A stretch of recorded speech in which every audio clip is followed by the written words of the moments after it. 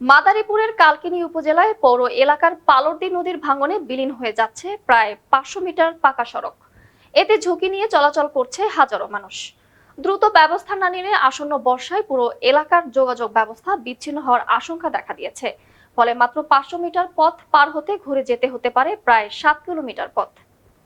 সরেজমিনে দেখা যায় 2 বছরেরও বেশি সময় ধরে নদী ভাঙনের কবলে রয়েছে ফাঁসিয়াতলা লক্ষ্মীপুর পখিরা সড়কটি।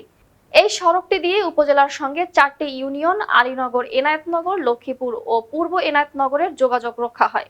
কিন্তু নদীগর্ভে সড়ক বিলীন হওয়ার এখন কৃষিজমির পাশ দিয়ে অত্যন্ত ঝুঁকি নিয়ে চলাচল করছে যানবাহন ও সাধারণ মানুষ। প্রতিদিন অন্তত 8 থেকে 10,000 মানুষ এই পথ ব্যবহার করেন। স্থানীয় বাসিন্দা ও পথচারীরা জানান, সড়কের ভাঙা অংশে প্রায় দুর্ঘটনা ঘটছে। মাঝে মাঝে মালামাল বোঝাই ভ্যান নদীতে পড়ে যাচ্ছে। নদী ভাঙনে রাস্তার নিচ থেকে বালু সরে যাওয়ায় এখন শিশুদের নিয়ে চলাচল করাও ঝুঁকিপূর্ণ হয়েছে বলে জানান তারা। এছাড়াও স্কুল ও মাদ্রাসাগামী কোমলমতি শিক্ষার্থীদের প্রতিদিন এই ঝুঁকিপূর্ণ পথ দিয়েই যাতায়াত করতে হয়। এই রাস্তাগুলো ভাঙতেছে, দেখেন এখানে ছিল, ধীরে ধীরে এই পর্যন্ত চলে আসে এবং একটা সময় আর মনে হয় এটা ভেঙে এই পর্যন্ত চলে যাবে। আমাদের এই রাস্তা যদি ঠিক না করা হয় তাহলে আমাদের 7 কিলোমিটার ঘুরে কালকিনি যেতে হবে। এ বিষয়ে কালকিনি উপজেলা প্রকৌশলী রেজাউল করিম জানান, বিষয়টি ঊর্ধ্বতন কর্তৃপক্ষকে জানানো হয়েছে। তিনি বলেন, পানি উন্নয়ন বোর্ড নদী শাসনের ব্যবস্থা করলে এরপর সড়ক সংস্কারের উদ্যোগ নেওয়া হবে।